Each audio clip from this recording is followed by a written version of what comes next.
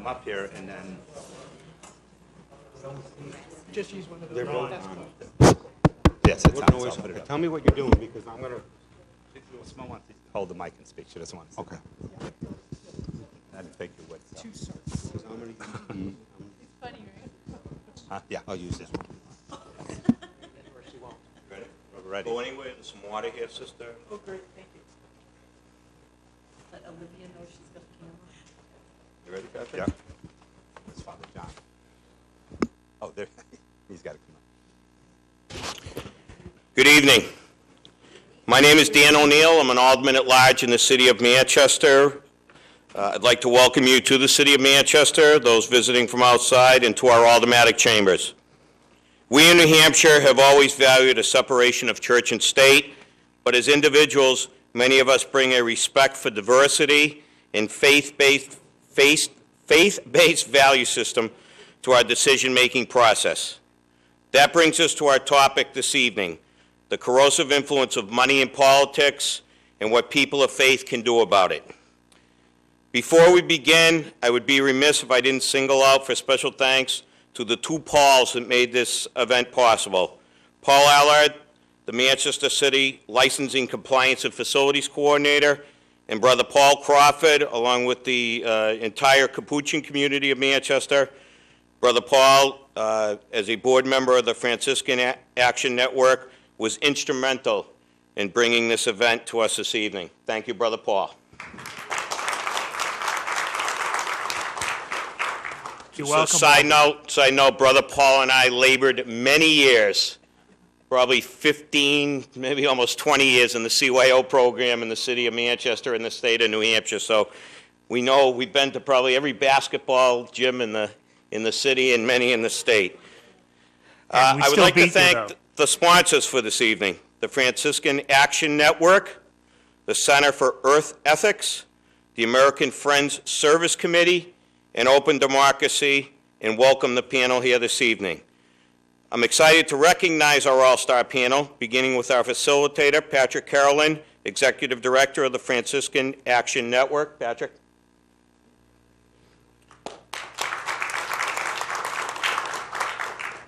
Sister Simone Campbell, Executive Director of Network and Nuns on the Bus. And Sister Simone learned about taxi service in the city of Manchester this evening. Thank you, Sister. Ms. Karenna Gore, Director of Center for Earth Ethics. Karenna, welcome back to Manchester. Arnie Alpert of the American Friends Service Committee, New Hampshire program. Arnie. And Dan Weeks of Open Democracy. Dan? I would like to now turn the program over to Father John Bacino, the pastor of Blessed Sacrament Parish in Manchester, for an invocation. I'd ask all to please rise. Father?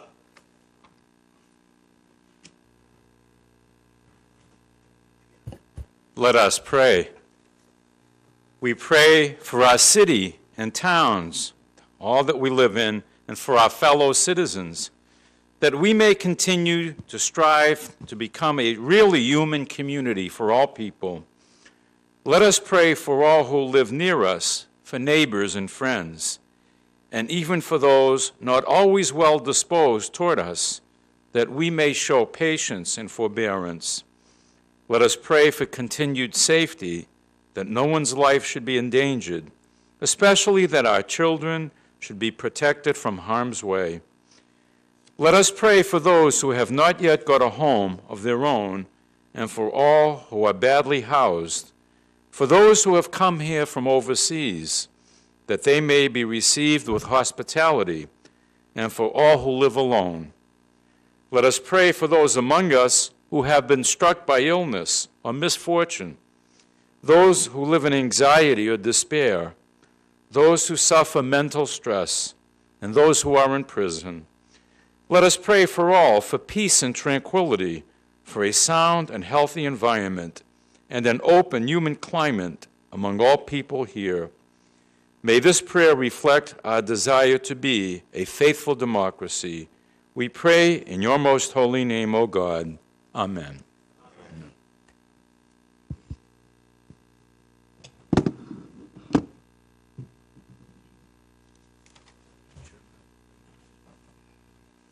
So I also get the pleasure of welcoming you. As was mentioned, my name is Patrick Carolan. I'm the Executive Director of the Franciscan Action Network. We are a organization in Washington, D.C. of a coalition of Franciscan communities from around the country that work on social justice issues in the spirit of St. Francis. You'll notice some of the friars around here in their brown robes.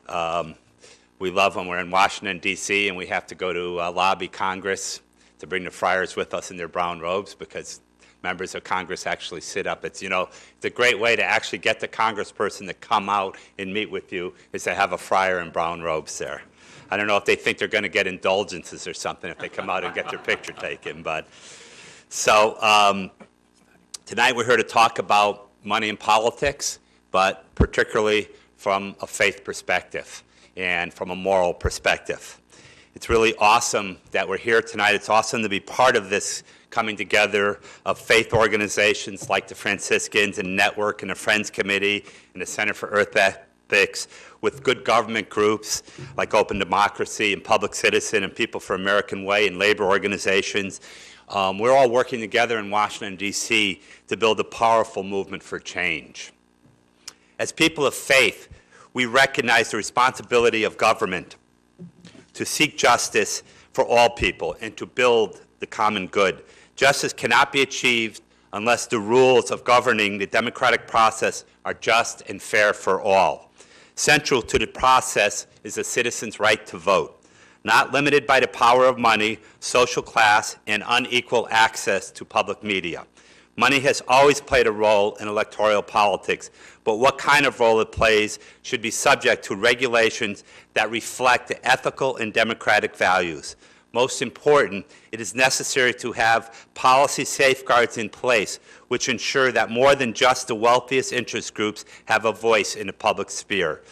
A broad spectrum of faith traditions share religious teachings that recognize each person as a gift of the Creator and emphasize the essential human dignity of every person. Every person should not only have the right to vote, but he or she should have the right to speak and be heard.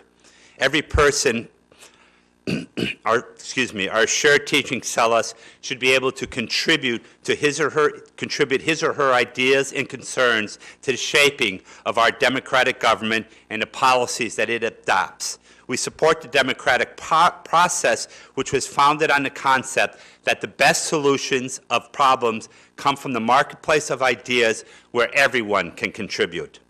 But these contributions can be nearly meaningless when drowned out by the few. As people of faith, we experience firsthand the results that unlimited money has on almost every issue we care about. No matter what the issue, whether it be immigration, voting rights, climate, gun safety, we understand how the influence of money has stopped our availability to have an open and honest discussion. As people of faith, people of spiritual people, we are called to create a beloved community. We are called to care for the poor and the marginalized. Yet it becomes impossible to create a loving community, a common home, when the partisan divide in America is fueled by attack ads, by private interest groups who are unaccountable and, for the most part, unidentifiable. A beloved community cannot be created when corporate funding supports systematic building of private prisons or works to deny certain classes of people the right to vote. A beloved community is not one where wealthy voices are the only ones that are heard. As money in politics begins to weigh more than their own voices and views, people in the pews see the country losing its hold on democracy and look to Congress for corrections. In a recent poll, 80% of registered voters across all party affiliations said they believe that our political system needs to be reformed. Pope Francis, in discussing the role of money, said, "We have created new idols. The golden calf of old has found a new and heartless image in the cult of money, and the dictatorship of an economy which is faceless and lacking any truly humane goals." Pope Francis also stated, "We've begun this culture of disposal where human beings themselves are considered as consumer goods which can be just used and thrown away." Faith communities are uniquely positioned to address the issue of money in politics due to their commitment to make sure the voices of those in need are not ignored. As our system of government becomes increasingly beholden to those who can't afford to spend the most in elections, the less the voices of the poor and their allies can be heard. So it gives me great pleasure tonight to introduce our keynote speaker for this event. And it's always wonderful to introduce a person who actually doesn't need to be introduced. So I'll keep her introduction very short. Sister Simone Campbell is the Executive Director of Network, a Catholic social justice organization. She's been there since 2004. She's a religious leader. She's an author. She's an attorney. She's a poet, and who has extensive experience in public policy and advocacy for systematic change. She lobbies on issues from peace building, immigration reform, healthcare, and economic justice. She's also appeared on the Steve Colbert Show and Bill Maher Show and several other shows. That's the other part of her resume. And she, of course, we all know, started the Nuns on the Bus. I'm pleased to introduce her as a friend, person who, when I first came to Washington, D.C. 6 years ago, she sat down with me and kind of explained how things work in Washington and how, if we're going to be successful, this is how we should work together. And we formed a great relationship, our organizations, of working together and collaborating on issues of social justice. So on that,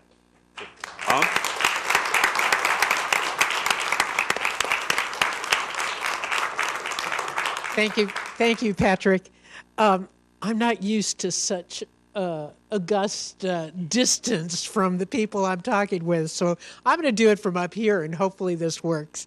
I'm really excited to be in Manchester because you all are ground zero of the problem we've been talking about. And the experience that you have must be, I mean, you have to develop a lot of strength of character to withstand the reality that you're facing as everyone does retail politics here. I had the honor of being at Dartmouth in the fall, and I was my first experience in New Hampshire as a political person, and they were saying, well, no, we know Bernie, he shows up all the time, but, you know, we haven't met Hillary yet. I'm looking forward to that. Well, the rest of the country doesn't have that opportunity. And I come from California, where we are so large and so populous that you rarely meet anyone in a face-to-face talk, much less one-on-one in conversation. So you all become, I want you to know, you're sort of the litmus test for the rest of us in the nation. And we hold what you say you do with a fairly high regard. But I have to say, I've come to realize you pay a price in that. So I want to acknowledge that price. And part of the price is money in politics. Money in advertising, money in travel and buses and flyers and robocalls and who knows what else. So I can understand why you might wish that we could get some money out of this system and make it more about the process of governance as opposed to the foot race of elections. One of the things that I've realized in D.C. is that when Pope Francis talks about the role of government, that government is to control the economy so that the economy has a balance. Because he says that the economy left to its own devices will work for its own good, not for the good of society. I've been doing business roundtables around the country. In 2015, we did 13 of them.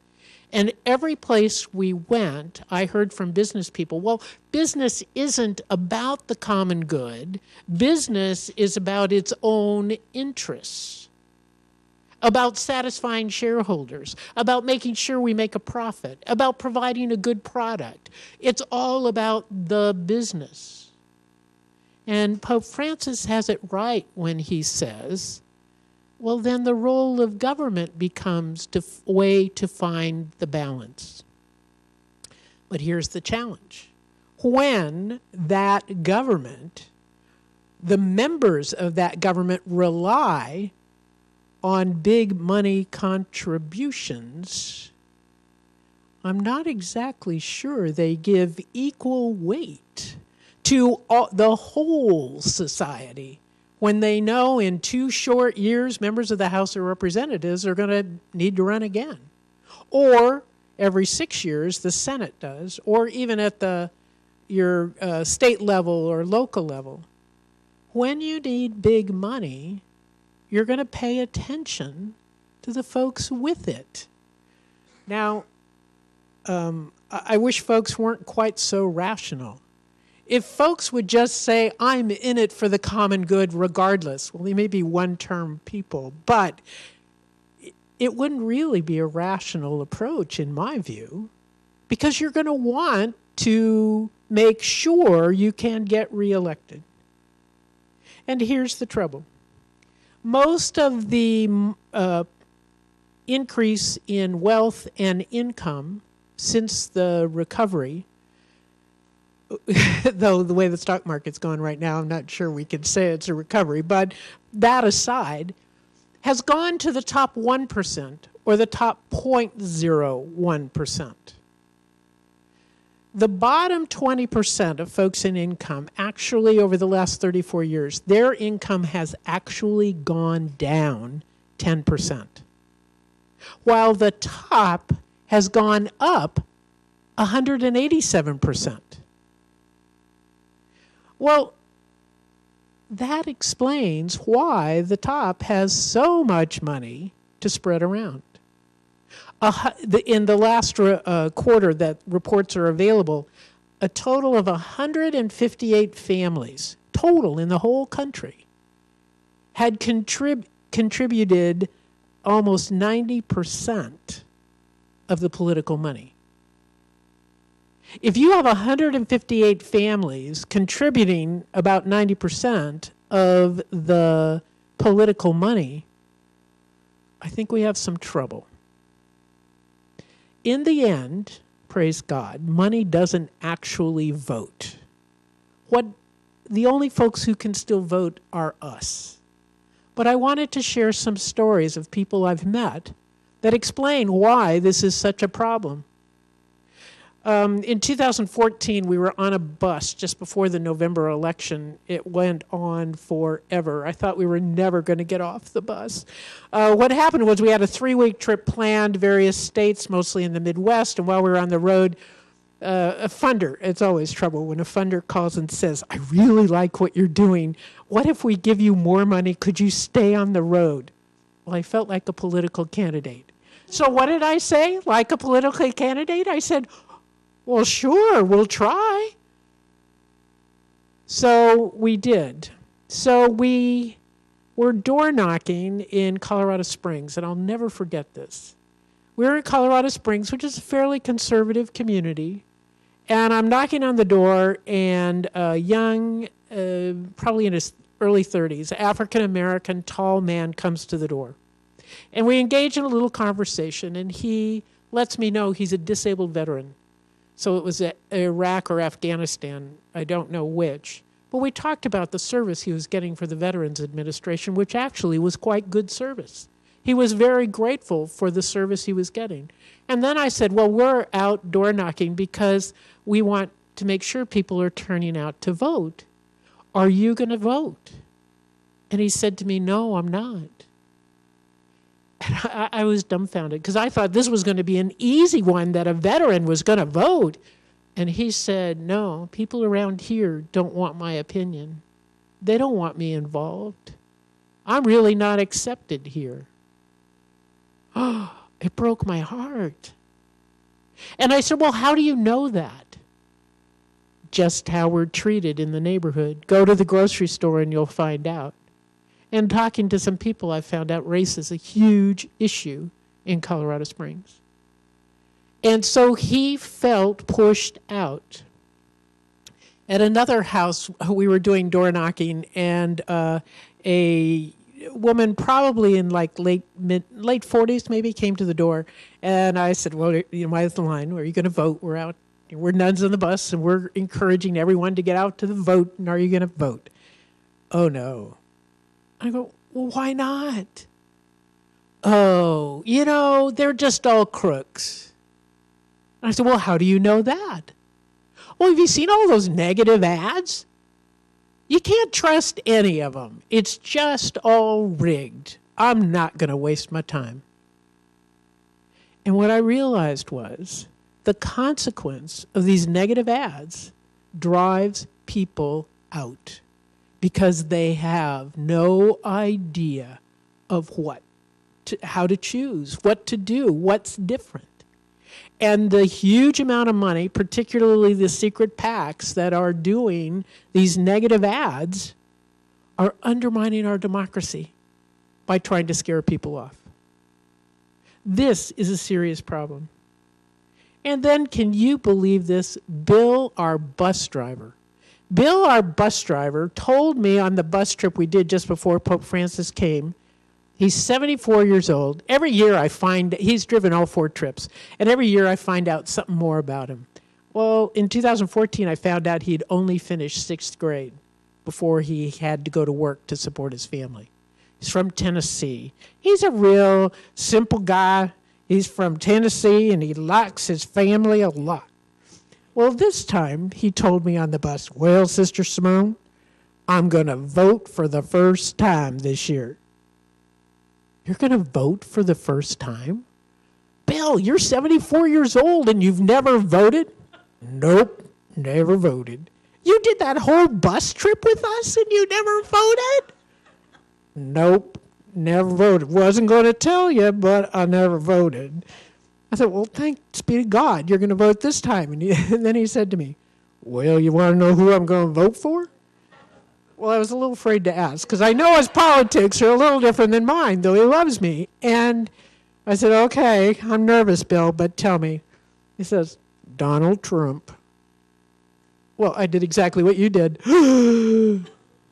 "Bill, why are you rather than slapping him, I said,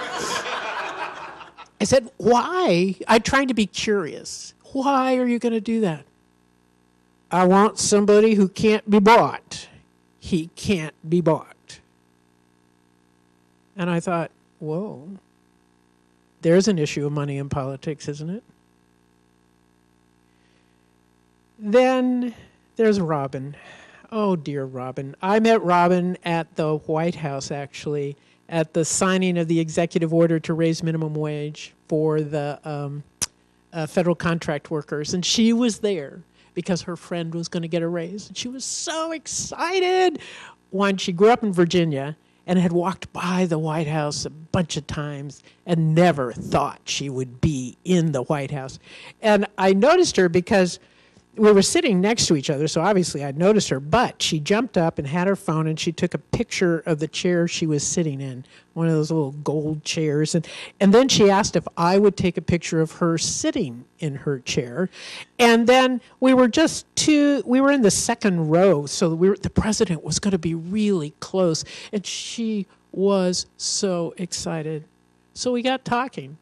And it turns out that Robin, a woman probably in her late 20s, works full-time for a profitable clothing store chain. She works full-time at federal minimum wage in Northern Virginia, $7.25 an hour.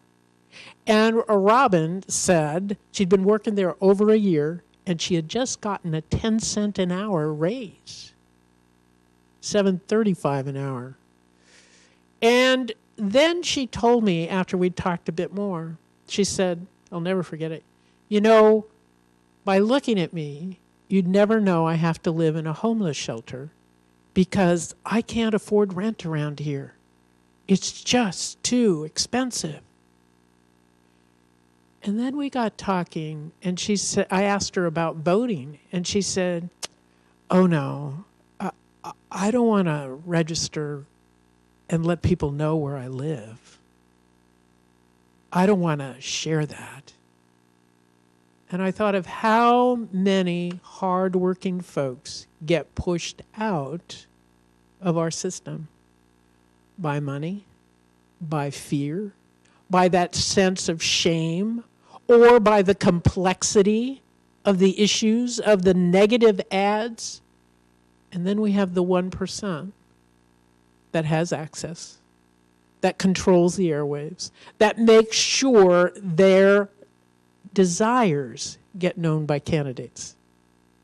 And I thought, if we are going to create an economy that works for everyone, then we have to create a politics, an election process that works for everyone. That is what we need. Robin needs it so she doesn't have to feel shame. Our bus driver Bill needs it so he can think about it in a little more complex way. It's absolutely true that the man in Colorado Springs and the 45-year-old mom, they all need this change. We need this change. But what do we have? We have a commitment by those with money to continue to control our electoral reality. But here's the good news. So far, we, the people, vote. And that's why the campaign that's going on here in New Hampshire is so important, to stake out the territory that we can make change. This is unacceptable. My terror is that, did you know this, that early Greece, remember how Athens was the seat of democracy? Did you know that Athens' democracy in 600 to 400 BC, it went along in a pretty vibrant way for 200 years. And then it appears that rich families started fighting with each other. And after about another 50 years, what happened, as I understand it, this is Wikipedia, so I think it's true, but it says that one of the rich families sold Athens out to the Macedonians in order to get a better deal. Now look at us. We've had 200 years of a pretty vibrant democracy. We now have 158 families fighting with each other over who's their candidate. And I'm not exactly sure who the Macedonians are, but if you see them, let me know, because we have cause to worry. But we can make a change. We can make a change following Pope Francis's approach of saying it's for all of us. It's for the common good. An economy works for the people, and the people work for each other. That is what we have to do. And so we're going to have some conversation about how to move that forward. But I thought it might be good to end with a poem, because I don't think we think it's going to be easy. But what I've realized is it's changing a lot about how we think about politics. We have to change our expectations that, like Bill, the only person you can vote for is somebody who's so rich they don't need a contribution, no matter how nutty they might be. So what we want to do is to realize we're going to have to change our culture, change how we approach things, change how we look at governance, that it's about all of us together. And so I wanted to end with my poem. It's actually in my book, but I have 14 of what I call my children, but 14 of my poems at the end. But this is called Morum Conversio, the daily conversion of life. And what I know is that we really need to work for changing our society. It's not going to be easy. It's going to be hard work. We already know that, but it can happen. And here's the poem, and luckily I think we're of an age that will appreciate the metaphor. It goes like this. The challenge of stripping wallpaper, you got the idea of wallpaper? Everybody knows wallpaper? All right. The challenge of stripping wallpaper demands aggressive questing for loose worn edges. Ragged fingernails slip under securing glue to liberate a peace rewardingly wide or frustratingly narrow, previously applied in decorating fervor, removed in a new sensibility's disgust. Did I ever like that gaudy hue? Bits and pieces held too long need a tougher treatment. Spit, water, determination. Pristine walls reveal 50-year-old notes. Wallpaper here, ready for a new design, a fresh start. So, let's talk about that fresh start and how we might be able to make it happen. Thank you very much.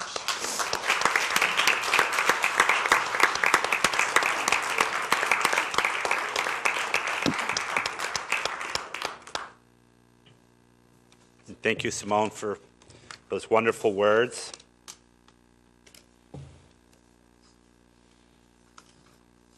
I get the pleasure now of also introducing the panelists.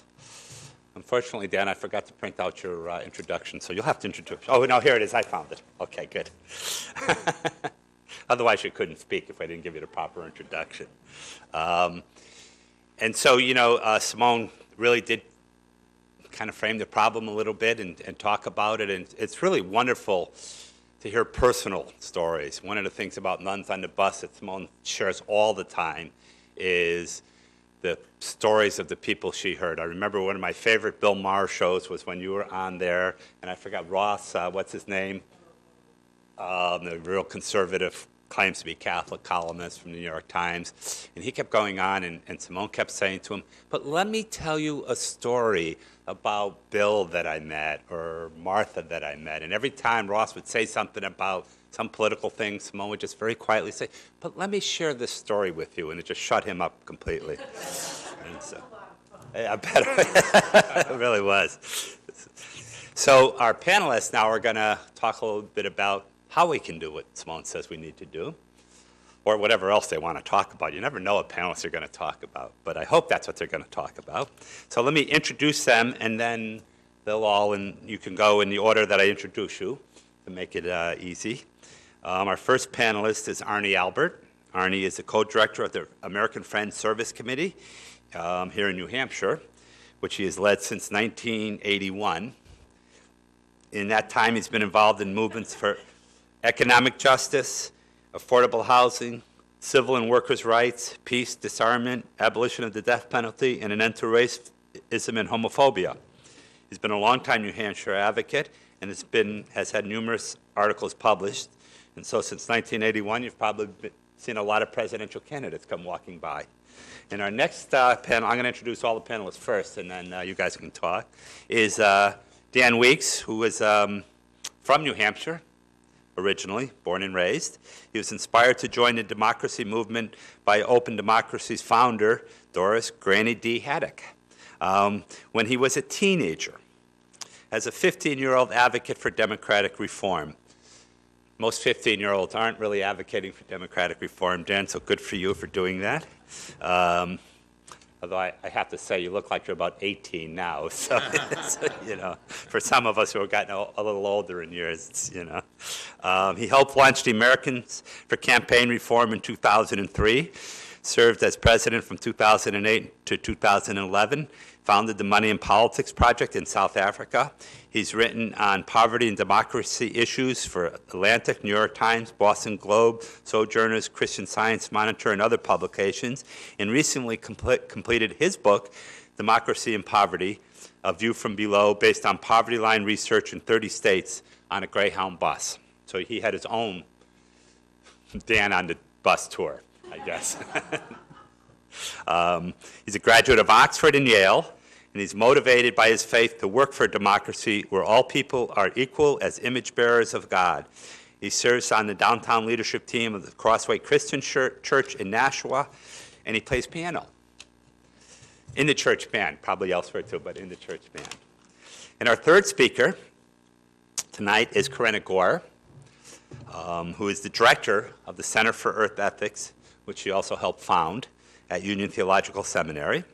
She received her MA in Social Ethics from Union, a JD from Columbia Law School, and an AB from Harvard University. She previously worked as a lawyer for Simpson, Thatcher, and Bartlett in Sanctuary for Families, and as Director of Community Affairs for the Association to Benefit Children, where she now serves on the board. She's also a writer and an author, and author of the book Lighting the Way, 9 Women Who Changed Modern America. Karenna lives in New York City with her 3 children. And Karenna's happy to be back in New Hampshire again, because she spent a lot of time here years ago. So we'll start with Arnie. Is that microphone working now? Great. Now, Marty, would you keep an eye on the clock? We were told 10 to 12 minutes. So if you could wave your arms when I hit 10 minutes, that would be great. And Patrick, I want to ask you a question. Martin Luther King Day was 2 days ago. 7. Are we still allowed to talk about Dr. King, or is that something we can only do like one day a year? Yeah, I just want to make sure you're not allowed that to we're talk on about it. like solid ground on that. Yeah. All right, good. Okay, because I want to begin with a quote from something that Dr. King. This was a sermon he gave in 1956 at Dexter Church in Montgomery, and he asked his parishioners to imagine that the Apostle Paul showed up in the United States in the year 1956 and wrote a letter to American Christians. And this is a little part of Paul's letter to American Christians. He wrote, "I understand that you have an economic system in America known as capitalism. Through this economic system, you have been able to do wonders. You have become the richest nation in the world, and you have built up the greatest system of production that history has ever known. All of this is marvelous. But Americans, there is the danger that you will misuse your capitalism. I still contend that money can be the root of all evil. It can cause one to live a life of gross materialism. I am afraid that many among you are more concerned about making a living than making a life. You are prone to judge the success of your profession by the index of your salary and the size of the wheelbase on your automobile rather than the quality of your service to humanity. The misuse of capitalism can also lead to tragic exploitation. This has so often happened in your nation. They tell me, Simone, that 0.1% of the population controls more than 40% of the wealth. Oh, America, how often have you taken necessities from the masses to give luxuries to the classes? And he went on to say, God never intended for one group of people to live in superfluous, inordinate wealth, while others live in abject, deadening poverty. God intends for all of his children to have the basic necessities of life, and he has left in this universe enough and to spare for that purpose. So that's kind of interesting now, looking back on, gosh, how much have things changed, you know? And now it is even worse. And again, picking up on where you went, on Martin Luther King Day, Oxfam International released a new report called An Economy for the 1%. And I just want to read a little bit of the excerpts, which again, it reinforces what you've already told us. But their summary says the global inequality crisis is reaching new extremes. The richest 1% now have more wealth than the rest of the world combined. Power and privilege is being used to skew the economic system to increase the gap between the richest and the rest. Now, among the statistics, in 2015, just 62 individuals had the same wealth as 3.6 billion people, half of humanity. And they've got more statistics like that, and they go on. Now, their report also gives some analysis of why this has happened, which is of interest to us tonight. They write, across the globe, and again, and this is an interesting thing because I think that this is a group of people of faith. I have to tell you, and those of you who have been out there on the campaign trail, I think will agree with me when I say that discussion of the rest of the world so far in the presidential campaign has perceived the rest of the world primarily as a threat to America. There's very little discussion about building a global community or about what Dr. King himself called the world house. So it's good that in this room, at least, I think that we can talk about the rest of the world as people who are our brothers and sisters and people who are our neighbors whose welfare we ought to be concerned about. So when Oxfam talks about this as a global system, I think that that should be something that we can lift up and say, yes, we care about that as well. They write, across the global economy in different sectors, Firms and individuals often use their power and position to capture economic gain for themselves. Economic and policy changes over the past 30 years, including deregulation, privatization, financial secrecy, and globalization, especially of finance, have supercharged the age-old ability of the rich and powerful to use their position to further concentrate their wealth.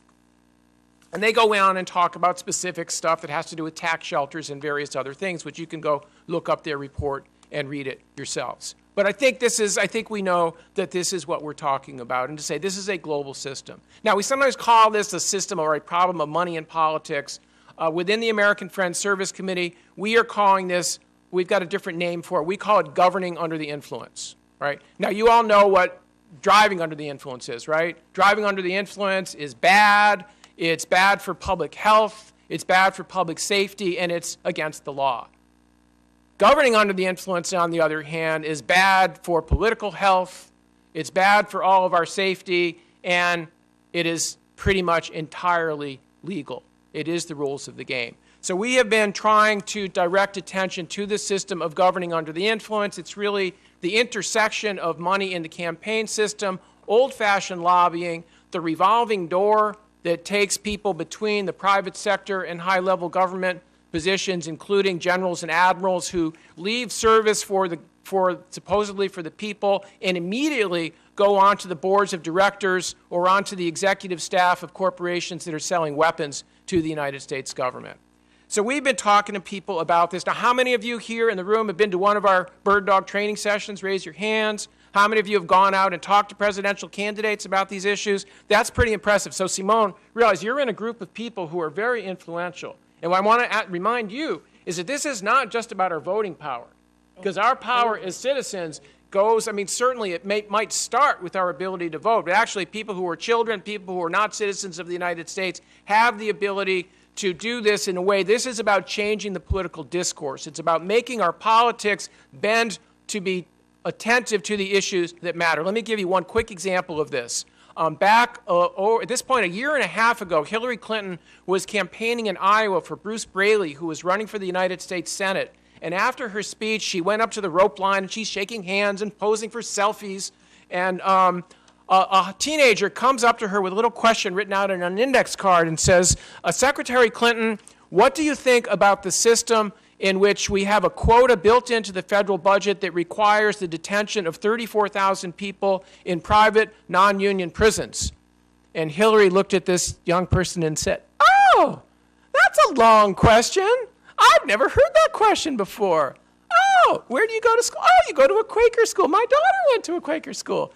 Let me have that index. It was like totally condescending. And we thought this was great that they got this question before her and they captured it on a smartphone, so we were able to talk about it. But it seemed like she was just going to blow them off. But several months later, when she finally established her candidacy and had her first meeting with Latino leaders in Las Vegas, one of the things that she said is we've got to put an end to this immigrant detention quota. She knew what it was. She knew that the private prison companies are lobbying for it, that they're making campaign contributions, and that's why we have this provision in the federal budget that requires 34,000 immigrants to be locked up on a daily basis, with 60% of them in private prisons. And even though these companies, the Corrections Corporation of America and the GEO Group, the two major companies in this field, have said that they don't really lobby on these issues, if you look at Open Secrets or you look between the lines a little bit, you can find that in fact they do, and in fact they are making campaign contributions, including to one of the candidates for president who happens to be from Florida, where the GEO Group is based. And we can talk, actually there's a paper with a lot of details about this out on the table in the hall. Marty, how much time have we got left here? 4 minutes. 4 minutes, okay, all right. So this is an example of what we've been talking about. And we've been not only getting people to go out and bird dog the candidates to make sure now we've got a bunch of the other candidates are talking about this. We've even got a couple of the Republican candidates to say that they don't think a quota system should be determining how many people get locked up in prison. And we're still going on and talking about it. Who did we have today? We gave information to Chris Christie and John Kasich about this. And John Kasich, like, once again said, I'm thinking about this. Anyway, we've talked to him like 16, 20 times about this. He's still thinking about it. Anyway, I'm looking out at the age of this group, so I think you'll know the answer to this question. If I asked you, War, what is it good for? You would say? Absolutely nothing. All right, great. All right, now, that is a true statement in a way, but it's not true if you are a corporation that sells weapons to the government. All right? This is what Dwight Eisenhower referred to as the military-industrial complex. It is another example of how the governing under the influence system works. If you look at the day after the Paris bombings, when the Dow Jones average went up by 0.12%, the stock value of companies such as Lockheed and Northrop Grumman and Raytheon and the others went up by 3 or 4%. War and instability are very good for their business. And they, actually, somebody from Lockheed went and met with people from Credit Suisse and said increasing threats have pushed up demand for U.S. weapons. Oh, no, actually, no, this is what a financial website said. This is benefiting U.S. defense manufacturers. The guy from Lockheed Martin told Credit Suisse that the war in the Middle East is giving his company an intangible lift. And this is, again, this is a global problem. This is not just Lockheed, which is the #1 so-called defense contractor in the United States, but they expect 25% of their sales this year to be all over the world. So when we see a global refugee crisis, 60 million people, 1 out of every 122 people in the entire world has been forced from their homes by armed conflict, we see this situation which makes us insecure, which makes everybody insecure, which drives xenophobia around the world, is very good for Lockheed. And Lockheed, in turn, has an army of lobbyists to work for them. They've got 100, according to Open Secrets, they've got 109 lobbyists, 74 of whom have gone through the revolving door. It includes 1 former U.S. Senator, 2 former members of Congress. It includes 11 members of the Podesta Group. Anybody hear of them? It's was started by a guy named John Podesta and his brother Tony. Tony is on the record as a lobbyist for Lockheed. John Podesta is the director or manager of Hillary Clinton's presidential campaign. This is the system of governing under the influence. We have, how many days left, Olivia? 19? 19 days left in which we can get a message to the people who are running for president. We have an opportunity that, other than our friends in Iowa, nobody else in this country has. And because we have that opportunity, I think that we have a moral obligation to use it. We work on these issues based on our faith-derived values that take us out of our houses of worship, into the streets, into the town halls, sometimes into the VFW, the gun shops, sometimes into coffee shops. If you go to our website, gui.afsc.org, information on the table out there. Olivia does a fabulous job of sleuthing out where all the candidates are going to be. You can find out and you can go there and make sure that they hear from you. And therefore, by the time we get to the New Hampshire primary in 3 weeks, we will have it be pretty clear across the political spectrum that people in New Hampshire are saying no to governing under the influence. We are saying no to this inordinate influence of money in our political system. We are saying yes to actual democracy based on real people, not just the corporate people. Thank you.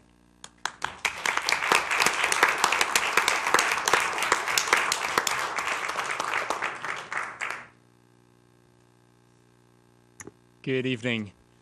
Thank you all for being here. It's an honor to speak on this incredible panel with following someone who is a hero of mine from your work on Nuns on the Bus, Sister Simone. Thank you so much for coming here to New Hampshire. We heard in the opening prayer some good words from the Father. Those words didn't actually include campaign finance reform. And as a campaign finance reformer since early days, well, the truth is I didn't miss them, because instead of praying for campaign finance reform, we prayed for our neighbors across this city, just a few blocks away from here, where we might locate some of them who are hungry, who are homeless tonight, people who are poor and marginalized. And I think although this gathering is ostensibly about democracy and campaign finance reform, I think that prayer was fitting. And I think we're gathered here not for campaign finance reform, but for, as we prayed tonight, for justice. Justice not just for odd individuals to overcome difficult circumstances, but for systemic change that can ensure that no person is subjected to the conditions that lead far too many of our neighbors and Americans and people around the world to such desperation. And we heard Arnie speak, quote from a modern prophetic voice, Dr. Martin Luther King. I wanted to take us back a little bit as I speak tonight, not so much as a campaign reformer, but as a person of faith who has sought to ground my work in my faith and in the Bible in particular. I wanted to take a quick tour of justice as we learn about it in the Hebrew Old Testament, and this concept which justice is meant to lead us to, this concept of shalom, of the flourishing community. So bear with me for a quick tour and then a few words about how we're trying to advance this in New Hampshire in addition to what Arnie has shared. We know that the term mishpat, which is the Hebrew term for justice, occurs over 200 times in the Old Testament, and its basic meaning is that we are to treat all people equitably. The prophet Micah, in a quote that I'm sure many of you know, in chapter 6, verse 8, says, "We are to do justice, love mercy, and walk humbly with our God." And do justice means it is an action that we are meant to undertake, not just a condition that we pray and hope will somehow magically arrive. In Zechariah chapter 7, we're told, "This is what the Lord Almighty says, administer true justice, show mercy and compassion to one another, do not oppress the widow or the fatherless, the immigrant or the poor." We're called in Proverbs chapter 31, "Speak up for those who cannot speak for themselves, for the rights of all who are destitute." We're warned in Deuteronomy chapter 27 that cursed be anyone who withholds the justice due to the immigrant, the fatherless, the widow. And of course, we're taught in Isaiah chapter 58 these incredible words. We're taught that the meaning of true worship is not so much about going to church and taking the sacraments per se. We're taught that, "Is not this the kind of fasting I have chosen, to loose the chains of injustice and untie the cords of the yoke, to set the oppressed free and break every yoke? Is it not to share your food with the hungry, to provide the poor wanderer with shelter, when you see the naked to clothe him?" And so the bottom line, I believe, is that the justness of our society is measured not first of all by the laws or even the courts of law, as critical as they are to justice. It's measured by how we, in our practice, in daily lives, and how we, through our institutions as a society, treat those, the people Sister Simone talked about, those who are on the margins of society, people I was privileged to meet in my adventures by Greyhound bus a few years ago. I want to briefly mention one of those people because I too believe that stories are really what counts. We all have our stories, and that is how I think we can best relate to these big challenges, which often feel too big to even begin to grasp or engage with. Briefly, a man by the name of Vinny, who I had lunch with at the Friendly Kitchen up in Concord, one of my local stops on this tour. A gentleman who's a computer programmer by trade, who, like all too many people here in New Hampshire, was caught up in the opioid epidemic. Not he himself, actually, but the person he loved, his girlfriend. They were driving one day, this was a few years ago, and she had a few illegal prescriptions in the car, and they were pulled over, and these were found, and the police didn't pin them just on her, but on both of them, and both he and his girlfriend spent a year in jail here in New Hampshire. And they got out, and she had, needless to say, not been cured of her addiction while in prison, the contrary. And he got out and found that with his criminal record, it was proving awfully difficult to find a job. He had lately been fined by the police in Concord for camping on public lands where they were told they could not camp, and Actually, before we had lunch together, I was eavesdropping on his conversation as he and two other homeless gentlemen there at the Friendly Kitchen were having their version of the K Street lobbying consultation. They were trying to figure out how they could lobby the city council in Concord and maybe even the state legislature, as they were starting to think big about asserting their rights to camp on public lands.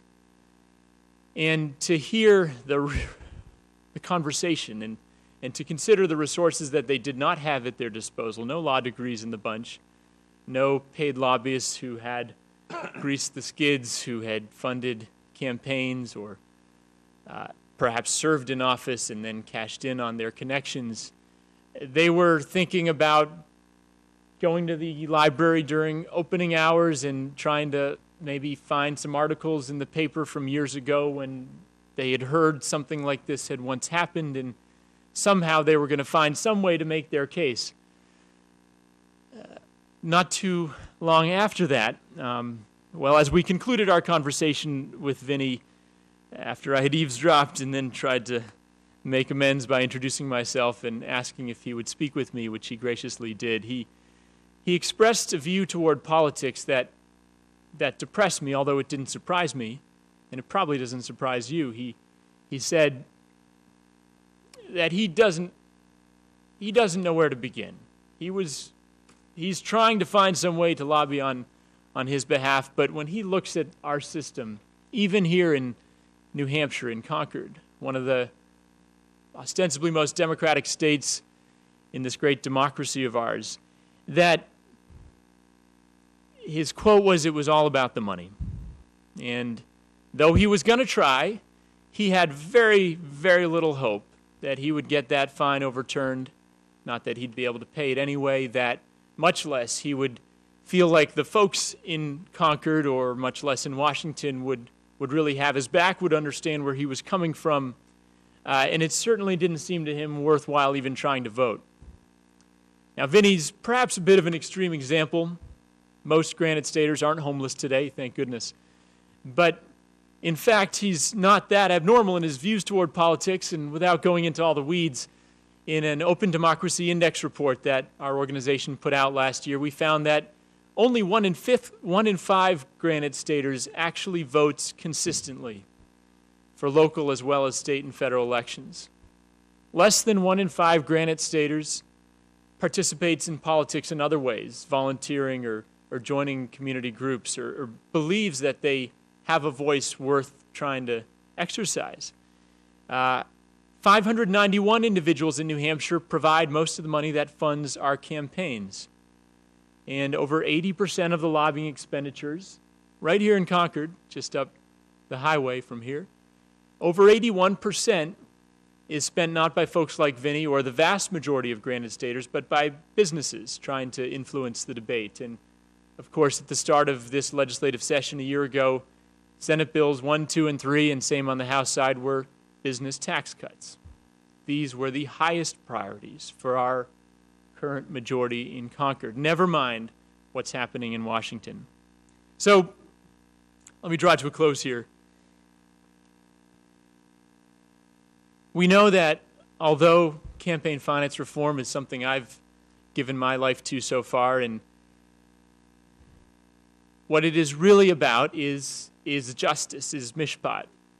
And whether you're a person of faith or not, we all recognize this basic fact that our society is not fair today, that we do not treat all people as equals, and to bring it back to campaign finance reform and to the whole menu of reforms that are needed, we will not realize that goal, justice and shalom, until we fix the system.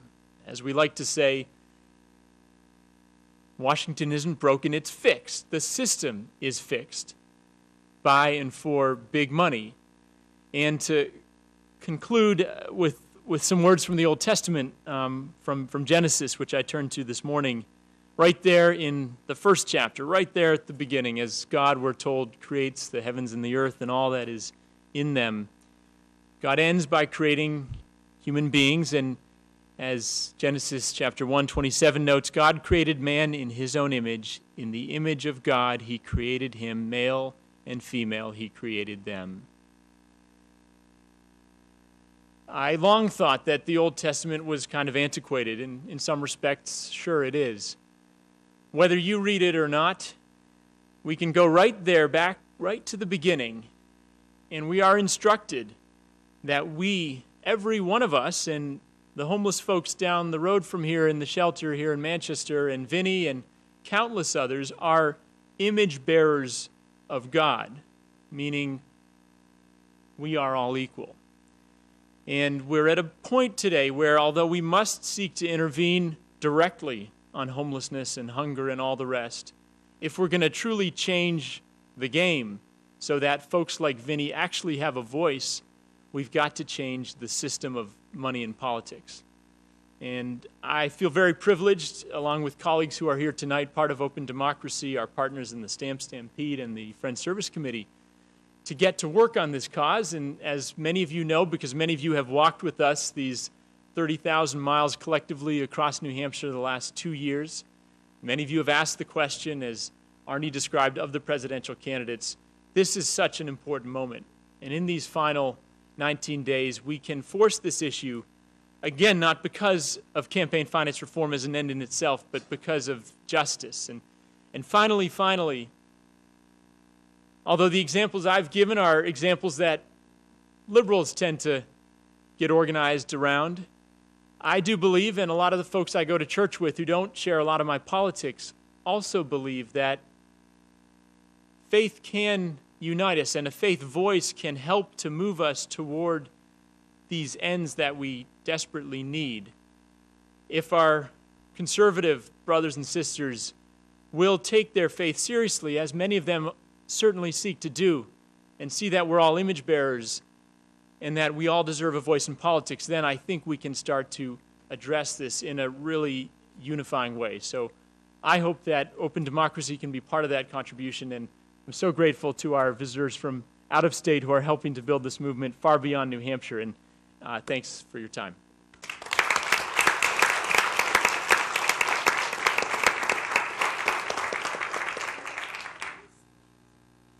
I'm Karenna Gore, and now is it on? Okay. Hi, I'm Karenna Gore, and I am director of the Center for Earth Ethics at Union Theological Seminary in New York City.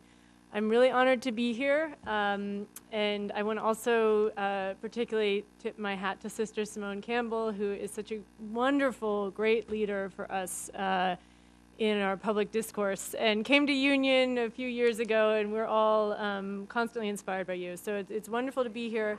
Explain for it. I have to run across the street to be on television, not one of the interview shows. Oh, girl. Yay. Great. Wonderful. Good.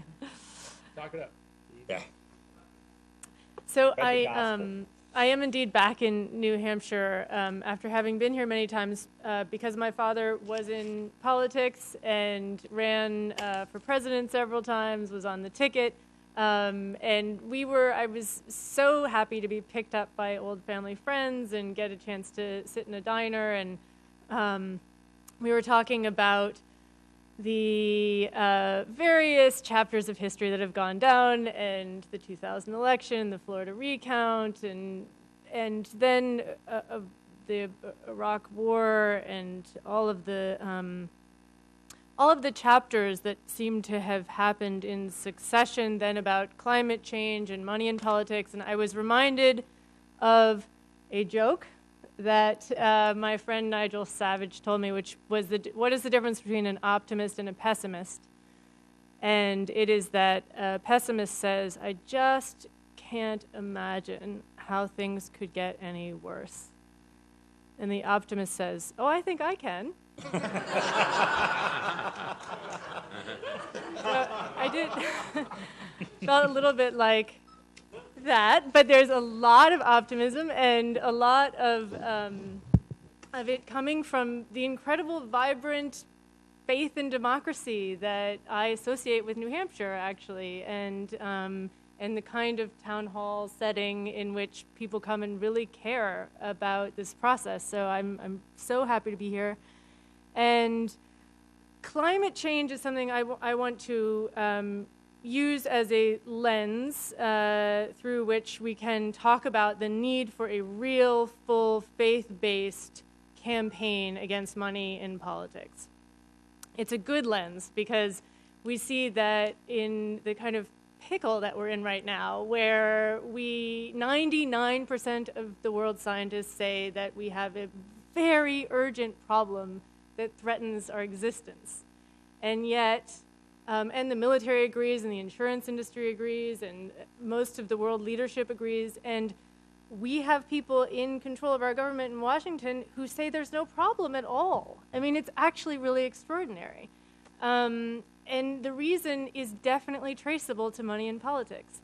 So if you look at it from that angle, I think that not just the donations that are made to their campaigns, but also the amount in which our government is subsidizing this extremely harmful industry by cleaning up in disasters, by dealing with the health effects in all of these places in which poor and marginalized people live with the effects, before you even get to climate change itself, of the very destructive extractionist industries that are on the ground. So I think, I've been really happy to work with Patrick Carolan and others in trying to get started more of a coalition to bring faith-based activists around to bring some light to this issue. Another reason that climate change is a good lens is that it really is fundamentally about belief systems. And I've never really liked the term climate change. It's funny, as I was growing up, it was always environment, then it was global warming. Climate change, I'm not quite sure when it came in, but suddenly that was the term for it. And we never have quite been able to have a phrase and way of talking about this that gets at the moral dimensions and spiritual dimensions of what we're talking about. But it really is belief systems, and in some ways this goes back to religious and faith traditions, and so of course, many people blame the kind of tradition of dominion from Genesis on and point to that as a real root cause of why people can't see that what we're doing is harming the earth. Of course, there are other ways to read that theology in which it is stewardship and responsibility.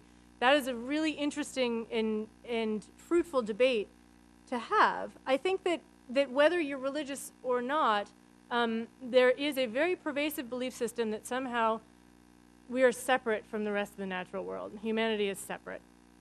And for some, this does become fed by a sense of the afterlife, by a sense that this was given to us by God and we're separate from it. For some people, it really just comes from a very secular and quite dominant belief system in kind of just that economic growth, and particularly short-term economic growth, is somehow the intrinsic moral good of our time. That this is what it is that will define success in the pursuit of happiness in America.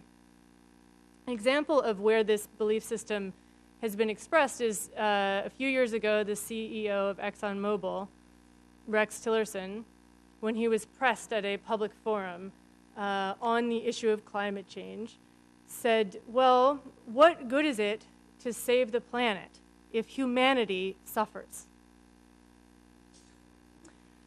Which is, of course, his view of suffering might, his particular view of what the suffering is might have to do with the balance sheet of his own company, obviously. But leaving that aside, it does really reveal, I think, a foundation that a lot of people do think from, that this is really the earth, the air we breathe, the water we drink is somehow not a part of us and nurturing and sustaining us in this way. And it enables us, and I think that because we're living in a way now in which many of us don't know where our food comes from, where our waste goes, it's just a natural step to kind of be completely divorced from the ecosystems and how we're all interdependent. I find that the interfaith dialogue, the revisiting, one of the reasons that I went to seminary, I got a degree there, and then I started to work there, was that I felt that with the study of religion and with the exploration of your own personal faith, you're able to counter this very dominant belief system. It's success and getting ahead, and it's very individualistic, very consumeristic, and it can be so pervasive that it often leads, I think, to a lot of personal unhappiness, social unhappiness, as well as the end result of climate change, which is, I think, very symptomatic of this problem. So I wanted to say also that one final thing. There have been so many great things said, and I want to get to where we can be more interactive, that I just wanted to add, from my perspective and experience, one really important reason, faith-based, to try to highlight and move against this issue urgently. And that is that we need people who are running for elected office, many of whom are trying very hard to do good and serve the people well, just have to spend too much time with a very narrow group of people and interests. And I wanted to read one of my favorite passages in Laudato Si, which is Pope Francis's encyclical, which is a wonderful exploration of the root causes and moral and spiritual dimensions of this problem. In order to illustrate this, and I just recall, as my grandfather also served in the Congress and then the Senate from 1938 to 1970, and it was always a topic in my house that how much more demanding time raising money had gotten to be, so that, and the fact that before the invasion of Iraq, the whole Senate chamber was empty. I always heard that's because they're all out raising money. They don't have time to debate the issues. They're at fundraisers almost every day and on the phone with people, and they're all people of a certain group. And this is so serious. We have to, I think, get at kind of understanding that the milieu that we create around these people, no matter how good intention they begin, has to be able to nurture more the interconnections with all of Americans, and particularly those living on the margins. And this section is paragraph number 49 in Laudato Si, which says that it needs to be said, generally speaking, there is little in the way of clear awareness of problems which especially affect the excluded. This is due partly to the fact that many professionals, opinion makers, communications, media, and centers of power, being located in affluent urban areas, are far removed from the poor, with little direct contact with their problems. This lack of physical contact and encounter, encouraged at times by the disintegration of our cities, can lead to a numbing of conscience and to tendentious analyses which neglect parts of reality. At times, this attitude exists side by side with green rhetoric. Today, however, we have to realize that a true ecological approach always becomes a social approach. It must integrate questions of justice in debates on the environment, so as to hear both the cry of the earth and the cry of the poor. I'm really happy to be here with you all and to discuss this in this way, and I very much, and because I feel like we're walking a path in which we can really be living in that way, to hear the cry of the earth and the cry of the poor, and thank you so much.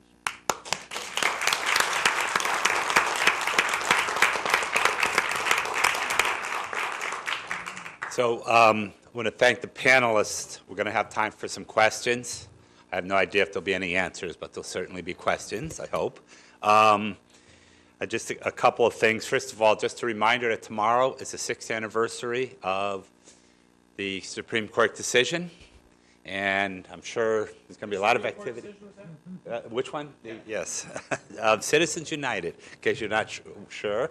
And I'm sure there'll be a lot of activities going on tomorrow around that, both here and across the country. If any of you are interested, April 15th, 16th, and 17th, we're doing a mass mobilization in Washington, D.C. It's going to be 3 days of rallies, sit-ins, and on Monday, we're going to sit in several congressional offices and risk arrest. So if you want to come down and join me and get arrested, I'll be happy to have you join me and do that. Also, we talk about some of the solutions. Certainly, public financing is something we should all be thinking about and working toward, because that is a solution, I believe. I'm really happy Karenna brought up Laudato Si. I tell Karenna she's becoming more Franciscan all the time. Although we are Franciscans, so we claim everybody. You know, it also says in paragraph 202 of Laudato Si that everything must change, starting first with we humans. And Pope Francis also, and I forgot which paragraph this is, one of you guys might know, might remember, where Pope Francis called for a bold cultural revolution. Kind of an interesting for a pope to call for a bold cultural revolution. But that's a revolution, as Karenna talked about, of living in a world of connectiveness, not a world of separation. And that's what we have to do. In Washington, D.C., we all live in little silos, even activists. You know, I tell all my friends down there, I'm so tired of hearing people say, yes, I agree with you, but it's not my issue. And I tell people these are all symptoms. Immigration, gun violence, climate, they're all symptoms of the greater issue of that we're living in this world of separation, not a world of interconnectedness, wholeness of being. So that's what we should be moving toward.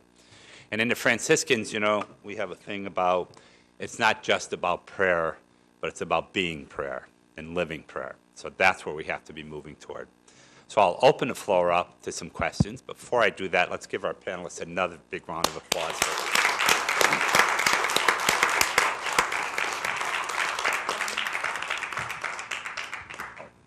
Marty has the thing, and if you could just tell us your name, because again, part of the things, and particularly this is the Franciscan charism, is building relationships, and so we want to build relationships with people. Edna White, I just wanted to ask Ms. Gore. I'm sorry, tell us your name first. I did. Oh. Sorry, Edna White. There you go. I just wanted to ask Ms. Gore what is the name of her book. Oh, that's so nice. Did I just mute it again? Lighting the Way, 9 Women Who Changed Modern America. And Karenna is very humble. She should have bought some of her books here so she could have signed them for everybody. Other questions, comments, thoughts, ideas? Come on, don't be shy. My name is Larry Welch. I live here in Manchester. Do any of the panelists or anyone here have any idea whether or not there are any models for campaign financing or limits on campaigning here in the United States? I know that certain countries do place limits, but are there any, like, either localities or municipalities that do have limits that could be used as a model? I'll gladly take that. There are a lot of examples. You mentioned foreign countries. We're actually an outlier, just about one among developed democracies that rely only on private funding for campaigns. But a number of states have led the way. Our neighbor Maine, as well as Connecticut and Arizona, are 3 of the best examples that have moved to full public funding as a match on small donations. Only small donations up to $100 matched with public funds are how they elect most of their legislators in those states. It's a voluntary system to meet with Supreme Court requirements, saying still that spending money is a form of protected free speech. My response is Granny D's, which is if money is speech, speech ain't free. But needless to say, those systems are designed well. They encourage candidates to participate by providing enough money to be competitive and taking them out of this big money game. And so we're seeing a whole different crop of candidates running and winning public office. Folks a little bit more like Vinny are actually able to serve in the state legislature in those states. And more than a dozen cities have also followed suit. New York City is maybe the best example. They provide a 6-to-1 public match on smaller donations for candidates who agree to forego the larger donations. I would briefly mention that there's a whole menu of reforms, and invite anybody to take our $1 million bill here with the 6-part We the People pledge. Public funding is, I think, a central piece of that, but there are several other reforms, including overturning Citizens United. That's a long movement, but it is one that's moving, where so far 16 states have called for Congress to amend the Constitution. Here in New Hampshire, 69 towns have passed warrant articles to that effect. hundreds of towns across the country. And for about 20 minutes 2 weeks ago, New Hampshire became the 17th state to call for a constitutional amendment. Then the voting machines broke down, there was a reconsideration vote, and the leadership twisted a lot of arms and took that back. But we were briefly the first Republican majority state to call for such an amendment. So there is change in the air, and we'll win it next time. Arnie, you want to comment on that at all? No, I did. OpenDemocracy.me. Anyway. Good. Just to also say, Open Democracy has also been involved in, we have had some victories in New Hampshire moving forward in terms of greater transparency, at least, even if we don't have public financing yet. But we're inching forward. Other questions, thoughts, comments, ideas? I'm going to make a comment. Go ahead, Marty. My name's Marty Dunleavy. I'm the clerk of the House of the Connecticut General Assembly, where we have public financing. I have I'm elected, but I have a nonpartisan role, and I've seen lots and lots of new legislators who could never have thought to run for public office without public financing. And we've seen more seats become competitive because of public financing. Caveat. As good as public financing has been for Connecticut and for Maine, Citizens United has corrupted the system, because now what is happening is third-party special interest groups, particularly dark money, undisclosed third-party money, has come into the state and started to influence both statewide and local elected officials' elections.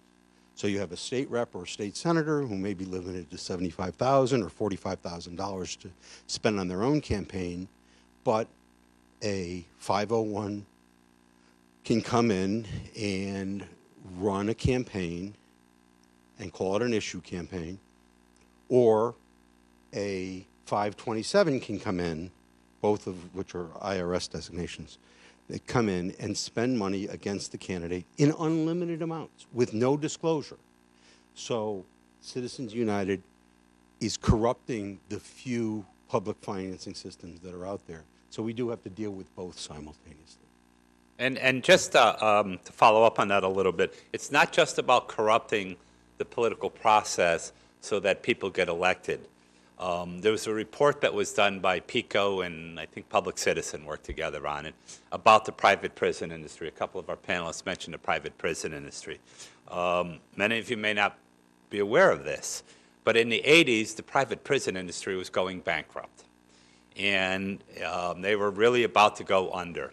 And they had a meeting in Washington, D.C. with a lobbying organization called AFLIC. And they came up with a plan. I mean, people actually got copies of this plan.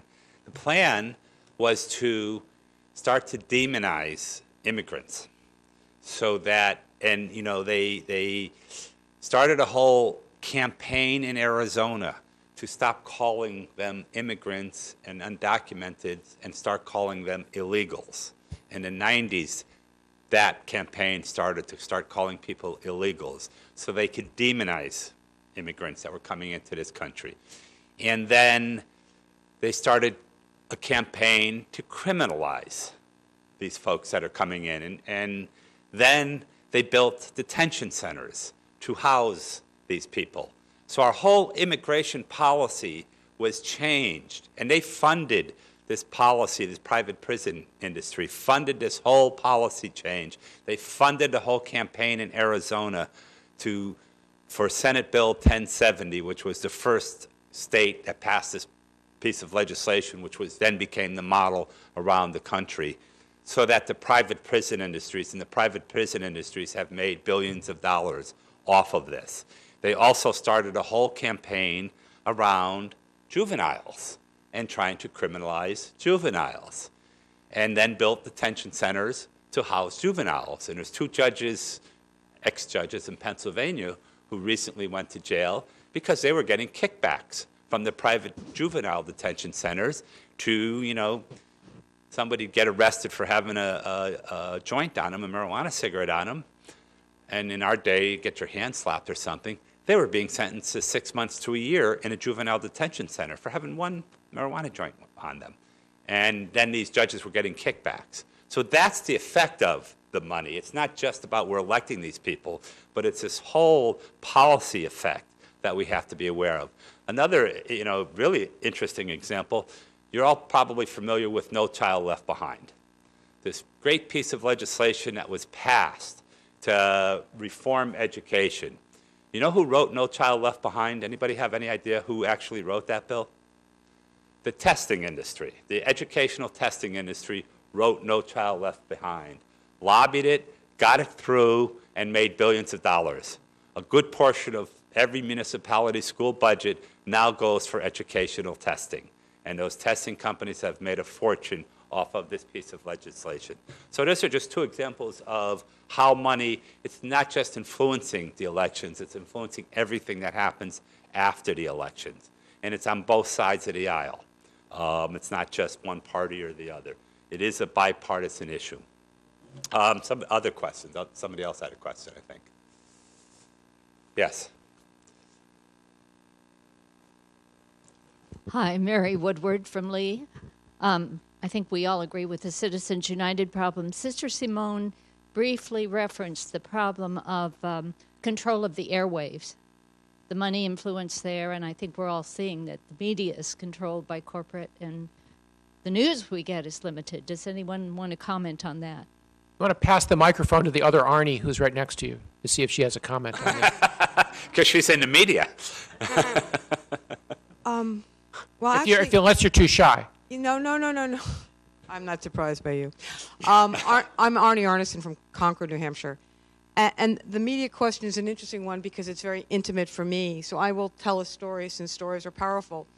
I lost my last commercially paid job on the day that I won Air Personality of the Year for the third time. I was fired that morning.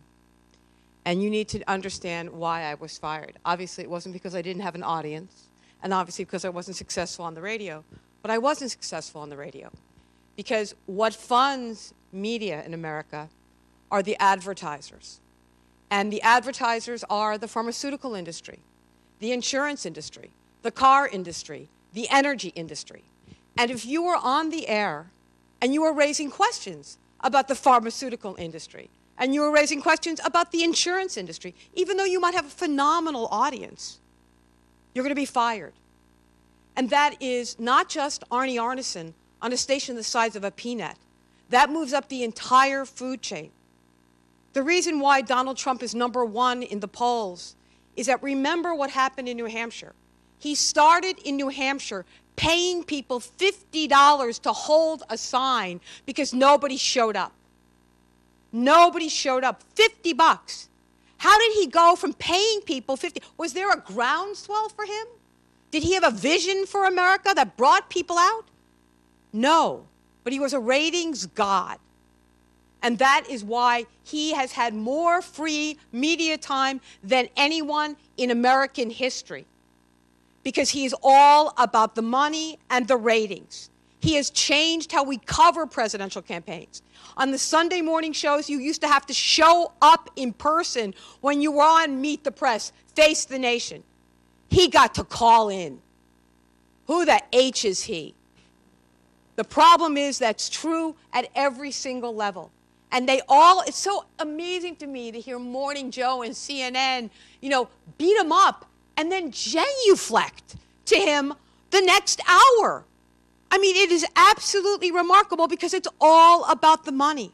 We no longer have a media that believes that news and information is important because they are now attached to entertainment. And all of it is driven by the money. And that is so problematic. And what is ironic, and you didn't mention this, and no one has yet, Donald Trump is #1 in the polls, but he also talks about the money, you guys. I mean, he's making the idea that being self-funded is good, but he reminds everyone he doesn't take any money. But you know what no one has ever pointed out? He talks all the time about how he sent money to this politician and, sent money to that politician.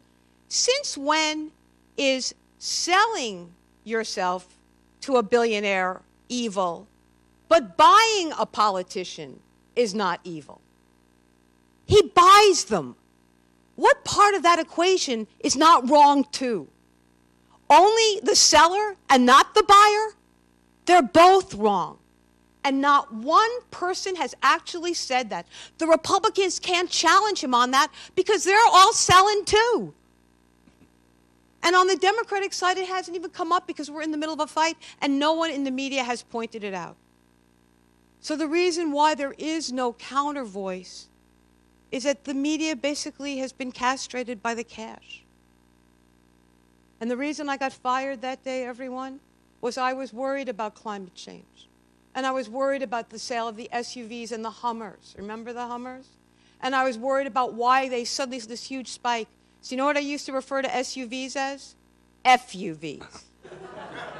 But here's what I told my audience, which is why they wanted me off. Because in the mid-2000s, the SUV was built, for the most part, on really a truck body. And I said to someone, when you walked into a car dealership, I empowered them with the facts. I didn't say don't buy the car. I just said understand why you're walking out with one.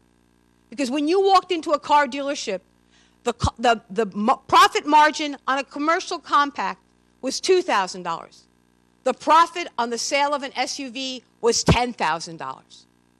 So when you walked in looking for a car, the only car they wanted to sell you was the car that was going to make you safer, make you big on the street, all those things.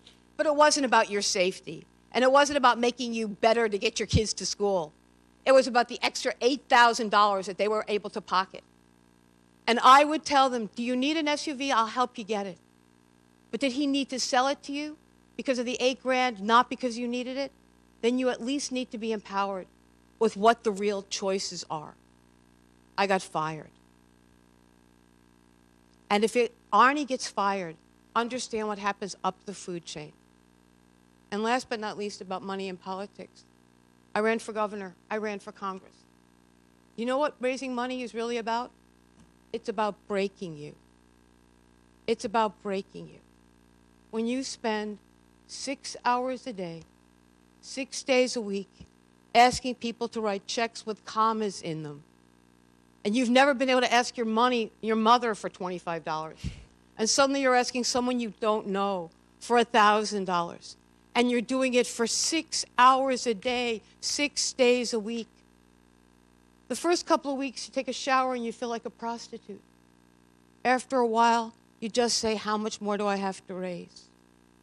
It's about breaking you. And then the expectation is, so what do they get for it? We're setting them up to fail, is what we're doing. We're setting them up to fail, and they're very human. They will fail. Great. Thanks, Arnie. You know, the other issue with the media is not just their, the way they treat people like Donald Trump. They don't ever ask the tough questions anymore at all. And the politicians know that, and they're afraid to ask the politicians the tough question because they're afraid they won't be on their show anymore. And that's true of MSNBC, CNN, Fox News, any of them. I mean, Meet the Press used to be such a wonderful show years ago. It's just a travesty now. I mean, I imagine, Tim Russett's turning over in his grave over what's happened to that show. Because they don't, and so we have to really challenge them to do that. We have to, if you ever see a reporter or anything, ask them why they won't ask difficult questions, why they're afraid to ask. I remember in the early 90s when the Democrats controlled Congress and they passed a tax cut.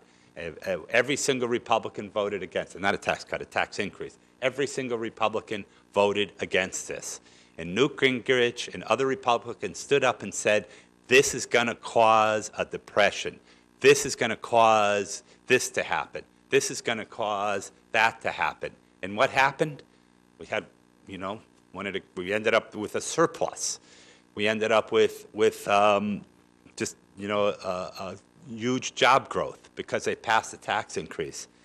And nobody ever went back to Newt Gingrich. I kept waiting for people like Chris Matthews or Rachel or people like that to go back to Newt Gingrich and say, well, here's the video of what you said was going to happen. Why didn't that happen? We never do that. So these politicians can just go and say whatever they want, and they know that we, the voters, will forget tomorrow what they said yesterday. So, any other questions, comments, thoughts? Yes.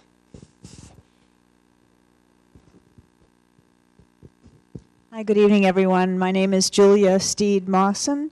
I'm from Pelham, New Hampshire, and I'm actually a participant in the fight against the Kinder Morgan Northeast Energy Direct Pipeline. So I volunteer with our Pelham Pipeline Awareness Group and our New Hampshire Pipeline Awareness Network. My question, or I guess it's a question, isn't really about that, though you should all pay attention to that because it does affect us in an enormous way, from the issues of climate change, fracking, connect the dots, all the way to the injustices of what's happening to local southern New Hampshire towns, Massachusetts, New York, Pennsylvania, and also the travesty of the injustices of us trying to work within the federal government concerning the Federal Energy Regulatory Commission. So I can give you one thing to do on that, and that is to get online and to sign the petition that FERC should be looked at. But that's not why I'm standing up here. Representative McConnell from Keene is one of our representatives who's very concerned about the pipeline, but he's concerned about some other things. And I just realized that in this listing I had of bills that he is putting forth, he put an election reform bill forth, and I thought, I don't know anything about it at all, except that I just read it a few minutes ago, and I knew he had mentioned it. So I thought, if I could read it to you folks, perhaps you might have some comments, both from the audience and here, about what you think about this idea.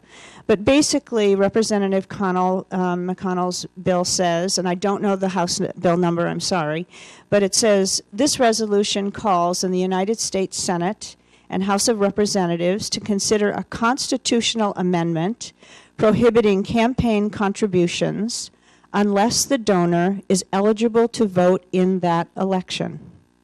What do you think of that? Well, a quick response, and we've been encouraged to hear from Representative McConnell, and I think. All right. Is that better? Thank you. We've heard from Representative McConnell, and we love that he's introducing a slightly new way of attacking this monster of big money in politics. I think it would certainly be subject to a legal challenge. The court has maintained since 1976 in Buckley Vallejo that there is a constitutionally protected right to free speech, which includes contributions to campaigns. But we can make the case that a non-constituent contribution is not so much a form of political expression as currying favor or influence. So that's a fight we'd like to have, and I think we would win that debate with most rational people. We would probably not win it with this Supreme Court, but I think it's worth having. Just to that, I want to add that, again, this is a reminder that the problems that we're facing did not start in 2010 with the Citizens United decision. So that in terms of the money in politics question, and for that matter, while the Citizens United decision affirmed the concept of corporate constitutional rights, that principle goes back in law to the late 19th century. So again, as we look for reform measures, we've got to not only look at aspects of it that affect, specifically some issues around money in politics, but also perhaps some deeper questions about political and economic power in this country and how it is concentrated. Peter, did you want to? Why don't you, again, introduce yourself? Peter Sullivan, Manchester. Two things. First, to respond to the proposal on non-constituent contributions, I can think of one very simple reason why that would be a potentially disastrous way to proceed, and that's the district we're in right now. Ward 3, Manchester, has one of the highest poverty rates of any legislative district in the entire state. I represented it for 5 terms. I also represented the same district on the Board of Aldermen, sitting where Ms. Gore is sitting right now. You cannot raise the kind of money to run, even in a small district like this, from people that work minimum wage service industry jobs. You have to find friends that have a little more resources that live outside the district. It's asking for trouble. The point I originally wanted to make was something that was alluded to just now. We hear a lot of talk about the problems that were created by Citizens United. I think that's only seeing a small part of the underlying problem, and the real problem that needs to be addressed is Buckley, the Buckley decision. That's a far more pervasive and far more problematic court decision even than Citizens United, which really focuses on the corporate personhood aspect of the overall campaign finance discussion. Isn't that where we should really be focusing our energies if we really want to have substantive management of our campaign finance system in a way that doesn't run afoul of future court decisions?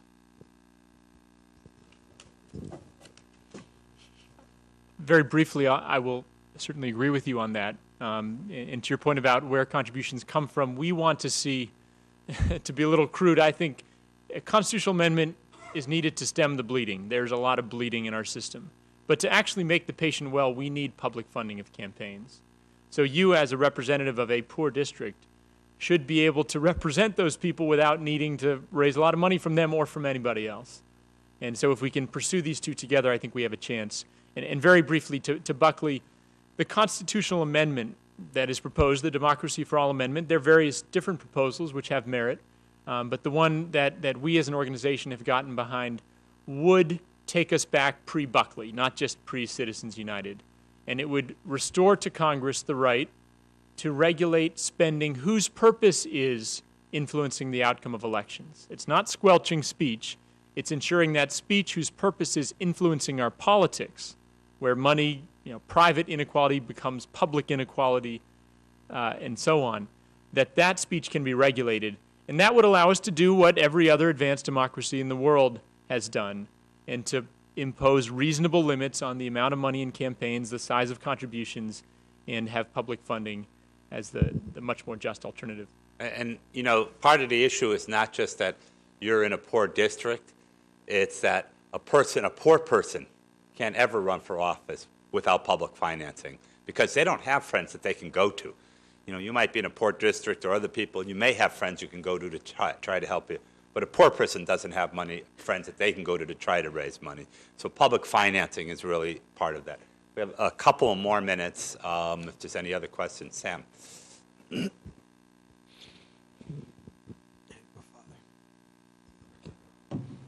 Thank you. Father Sam Fuller right here in Manchester. I just want to applaud the citation of Laudato Si. And because I think the whole essence of the encyclical is really the enthrallment with superficiality. It's not so much the issue of climate change, because of the 240 so paragraphs, only 4 mention climate change. But it's really the enthrallment with superficiality, whether a false notion of man's relationship to creation, the dominion model, as Ms. Gore mentioned, or else the consumer paradigm or technocratic paradigm. So I would encourage, and the great thing about it, it really does provide a language, as we just have seen, is it provides a language for everyone to engage, because Pope Francis is very clear. He wants to engage everyone, and it's a conversation for everyone. And you can see how it fits well into this issue here of money in politics. So it provides a base, and it's not faith imposed, but it's faith rising up in a sense of solidarity. So thank you. Thank you. And just a couple final thoughts, and then I think we'll close with a prayer from Father John. You going to do a closing prayer? Or? I don't. Not? Wow. Maybe we could sing a song. Okay, yeah. No, you don't want to hear me sing. Father Sam's going to do a closing prayer, so I'll give you 30 seconds to think about a closing prayer, Sam. In Washington, D.C., several years ago, a group of us, Simone, myself, and a few others, faith folks, got together, and we developed what we call the Faithful Budget. And it was a budget that we thought really spoke to what we felt were the values that our country should be moving forward. And we tried to get the argument out there that our federal budget is not an economic document.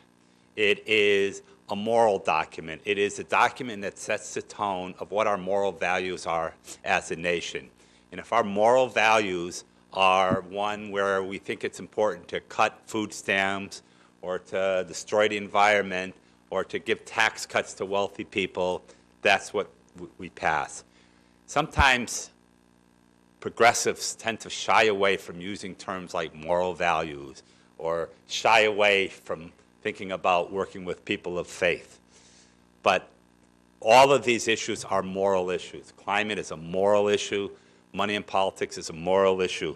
For Christians, in Matthew 6, it says you can't worship both God and money. There's nothing clearer than that. It says that exactly like that in Matthew 6. I have that thing I give it to all every time I'm over in visiting members of Congress. I give them a little sheet of paper that says that and says right here, you can't worship God and money. Which side are you on here? You know, thing to keep in mind is every single member of Congress, every single one, claims to be a person of faith.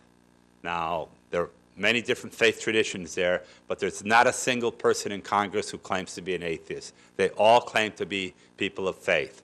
So let's challenge them on that front. Let's challenge them on their faith front. Years ago, we were trying to get the message out about the faithful budget being a moral, and the whole budget being a moral document.